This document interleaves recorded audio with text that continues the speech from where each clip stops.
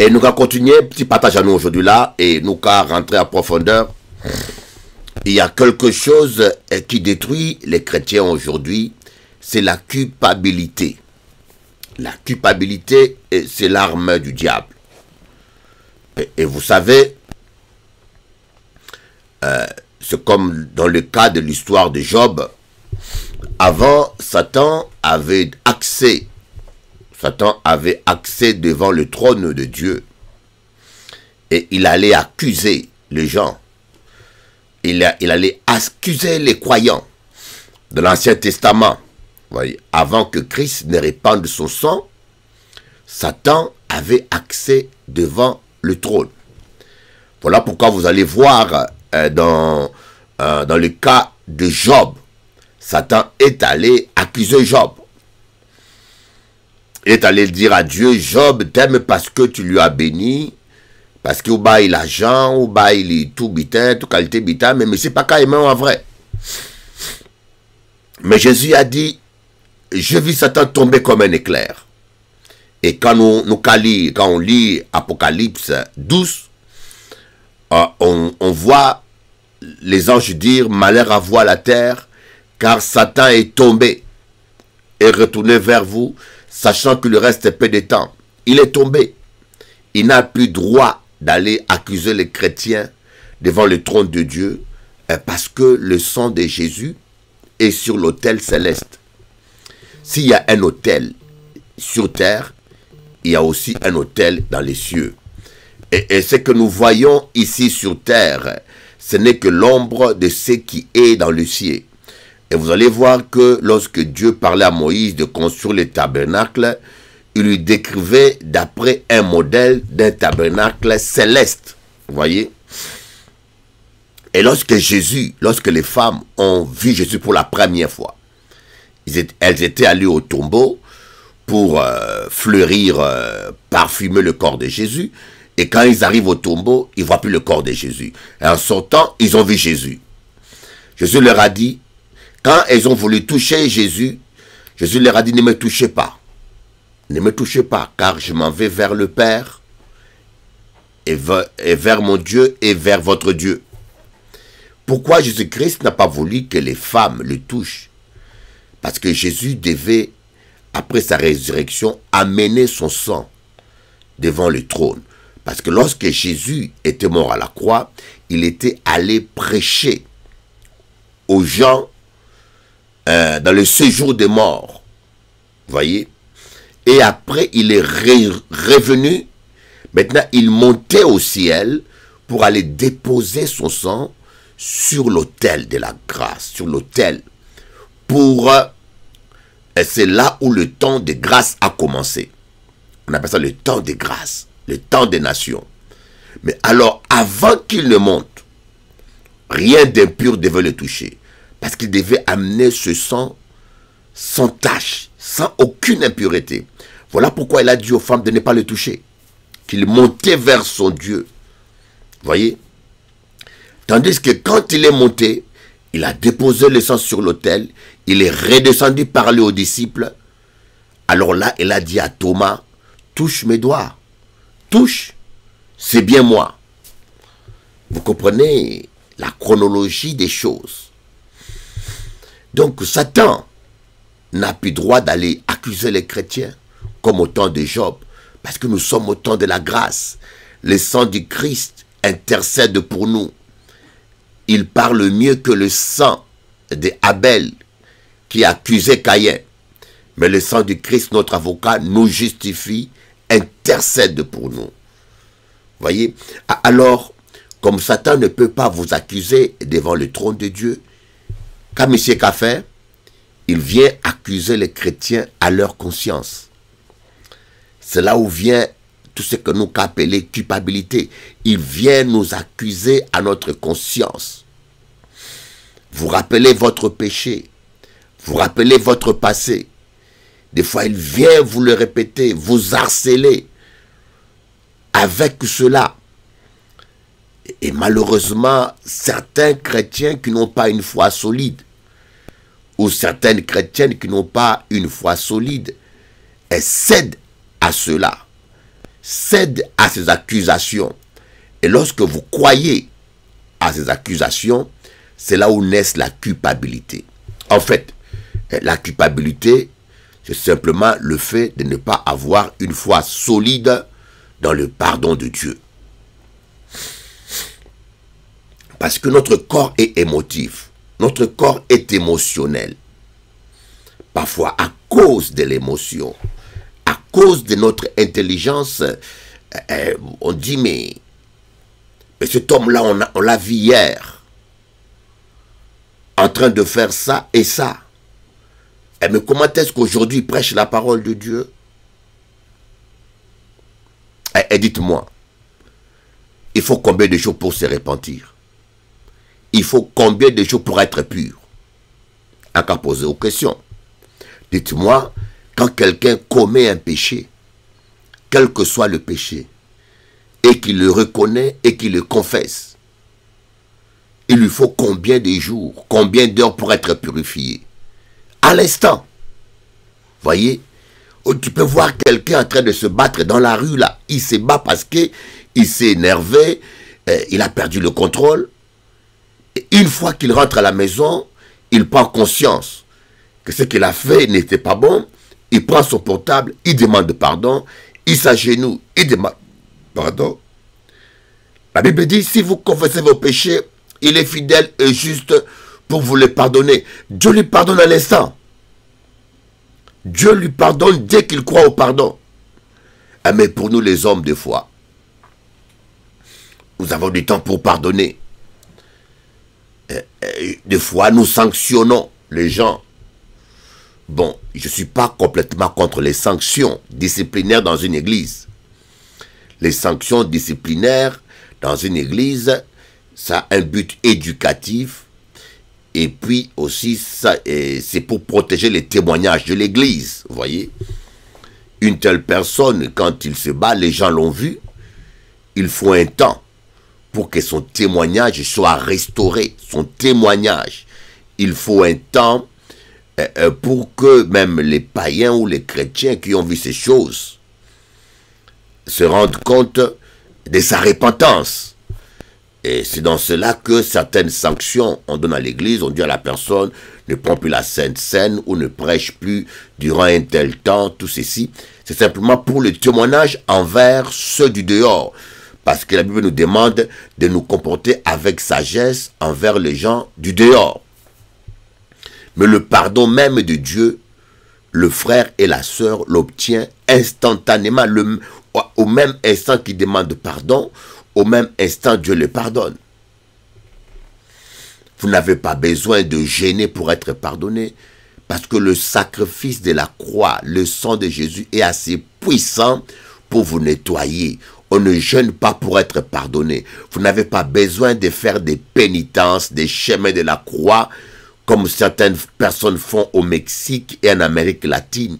Il y a des gens qui marchent à genoux, ils se punissent eux-mêmes, ils marchent à genoux et se font du mal, se mutilent, et parce qu'ils se punissent et ils pensent qu'ils sont pardonnés. Ça, c'est des démarches qui sont dues à la culpabilité.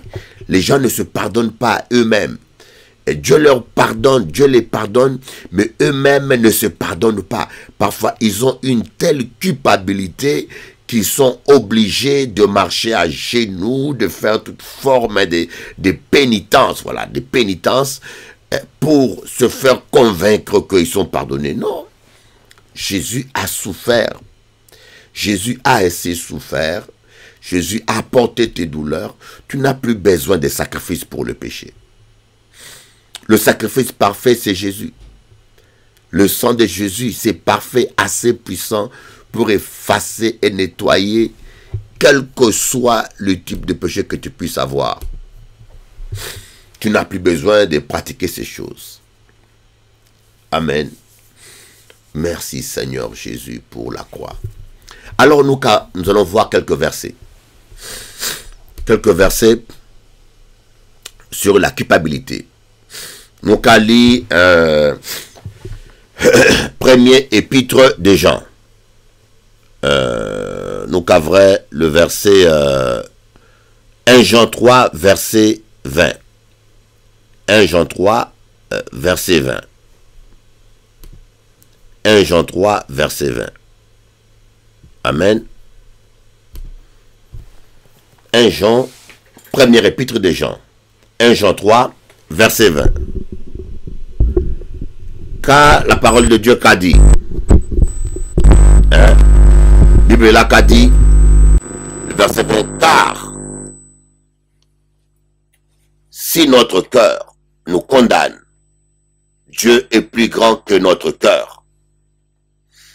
Il connaît toutes choses.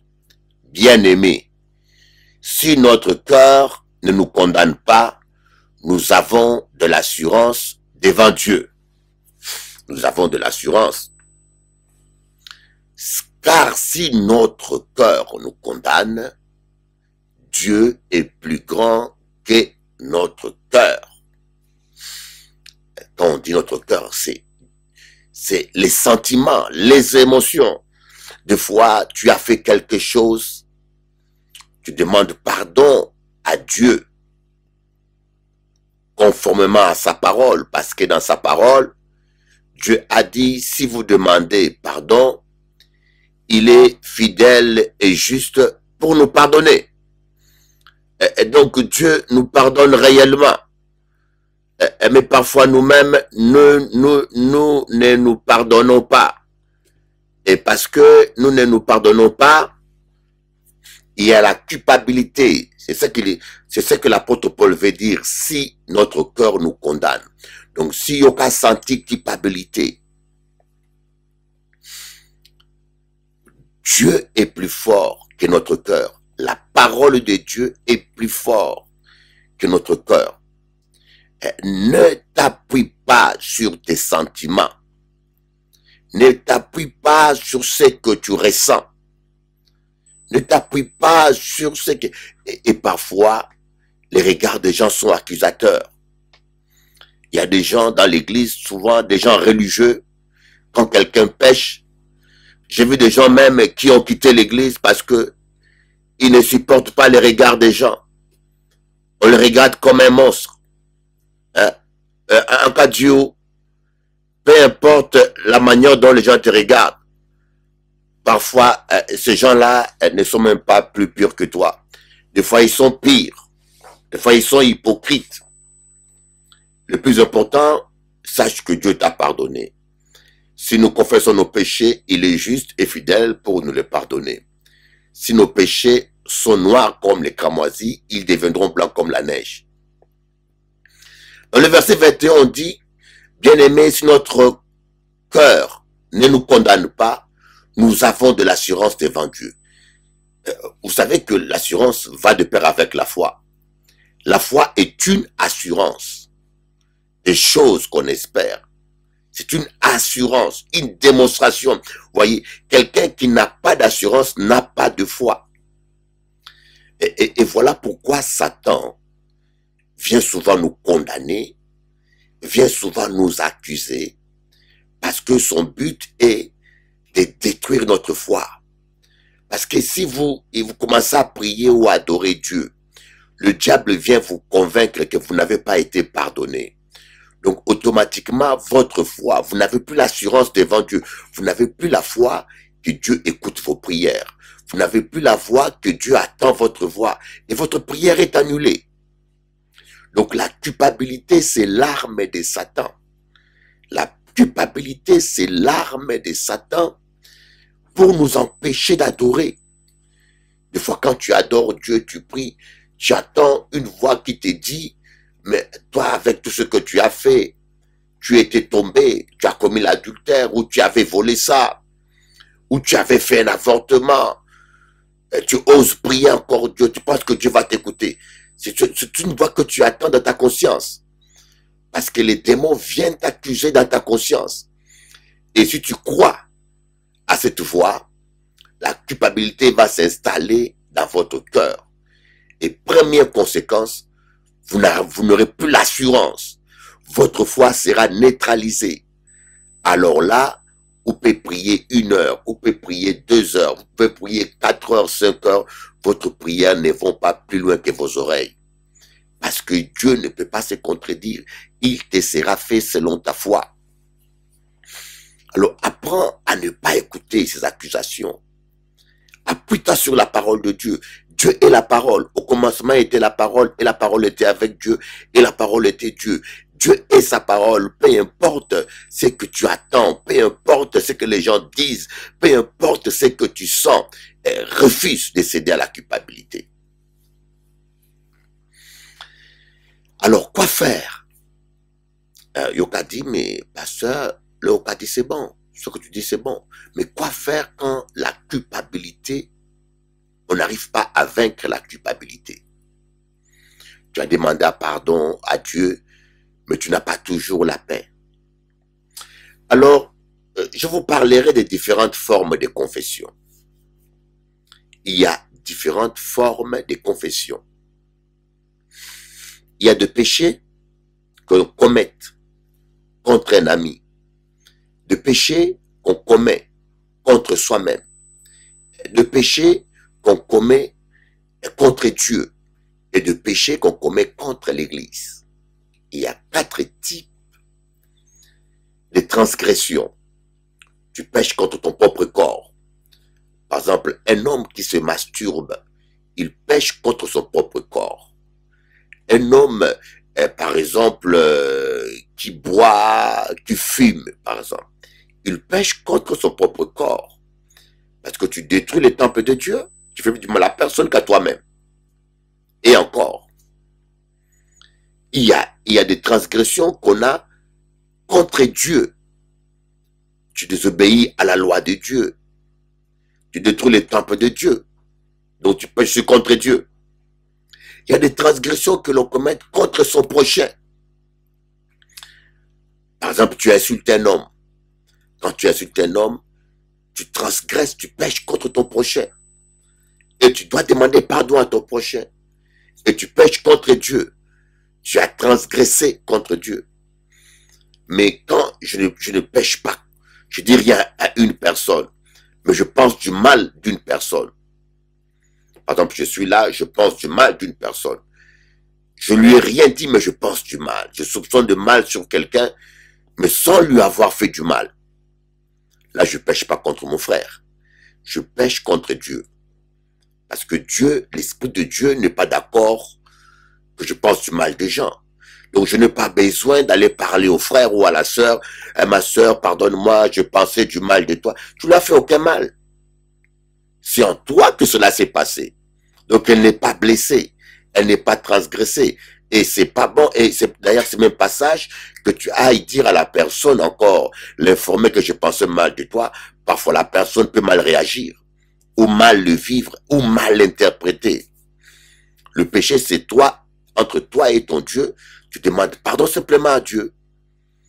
Et maintenant, il y a des péchés que tu commets, pas seulement contre Dieu, mais contre l'Église. Par exemple, vous êtes choriste. Vous avez reçu l'onction corporative pour le ministère.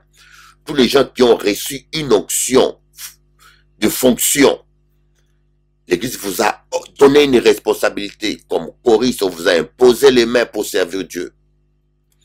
Tous les manquements que vous avez dans le ministère, dans votre service, il faut confesser à votre pasteur.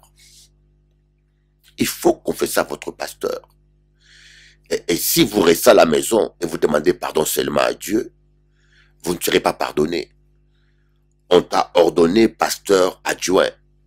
Et dans ta fonction étant que pasteur, tu vas tomber avec une sœur où tu vas abuser d'un membre de l'église, tu prends son argent et tu ne rembourses pas. Alors, tu te répands, tu as pris conscience de ton mal. Tu vas dans ta chambre secrète demander pardon. Tu n'es pas pardonné. Il faut aller voir l'église, le pasteur, la tête de l'église, dire écoutez, je péchais contre l'église, j'ai abusé de ma fonction, je suis tombé avec une telle personne, ou je suis tombé avec j'ai pris l'argent d'une telle personne. Et quand vous demandez pardon à à ces niveaux-là, le Seigneur va vous pardonner. L'Église va vous pardonner et le Seigneur va vous pardonner. Voyez?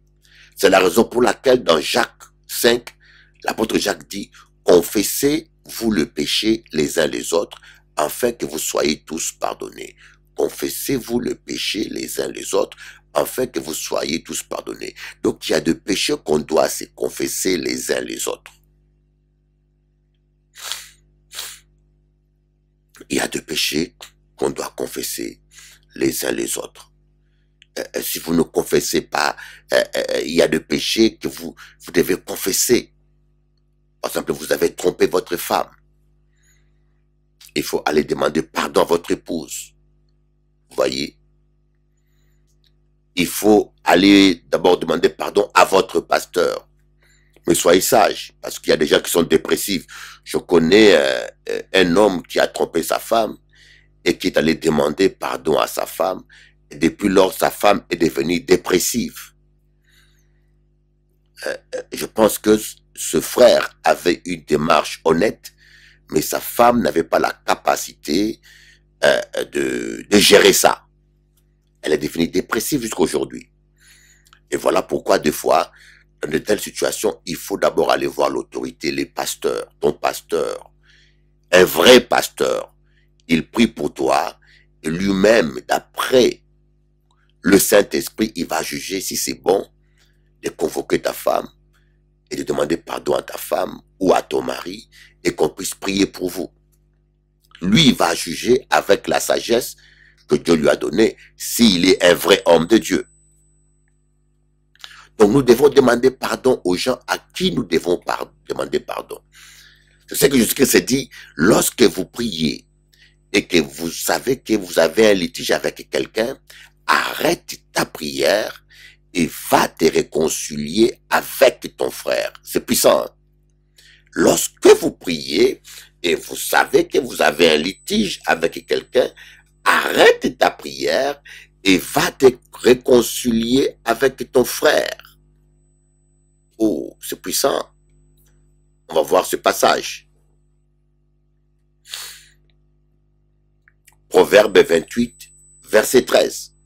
Celui qui cache ses transgressions ne prospère point, mais celui qui les avoue et les délaisse obtient miséricorde.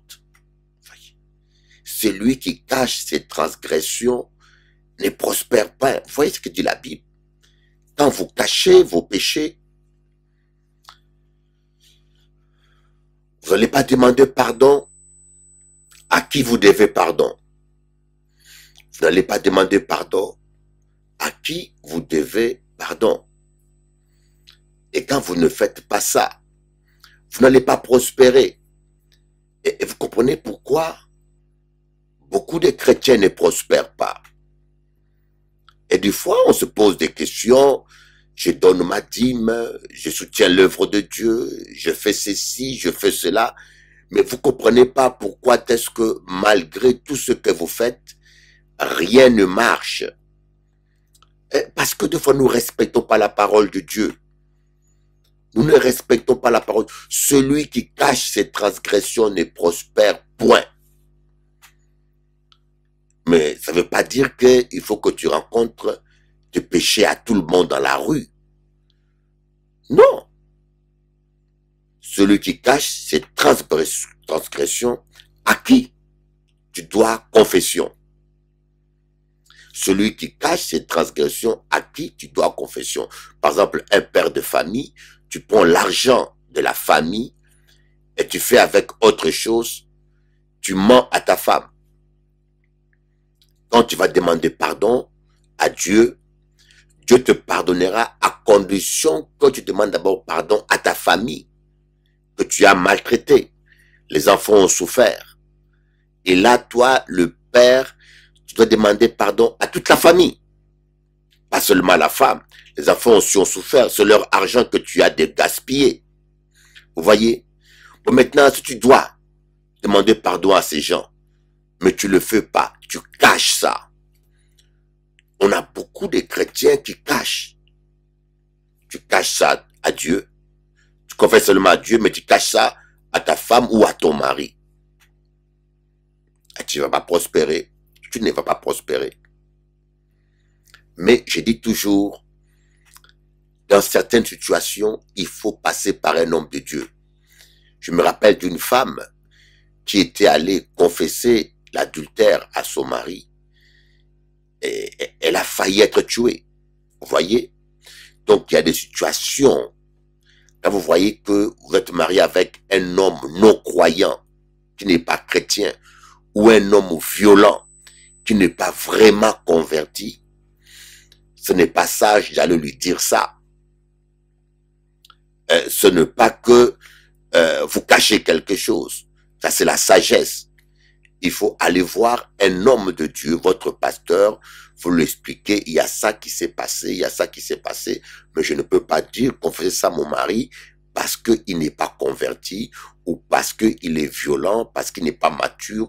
Je ressens qu'il n'est pas assez mature pour gérer cela. Le pasteur priera pour toi.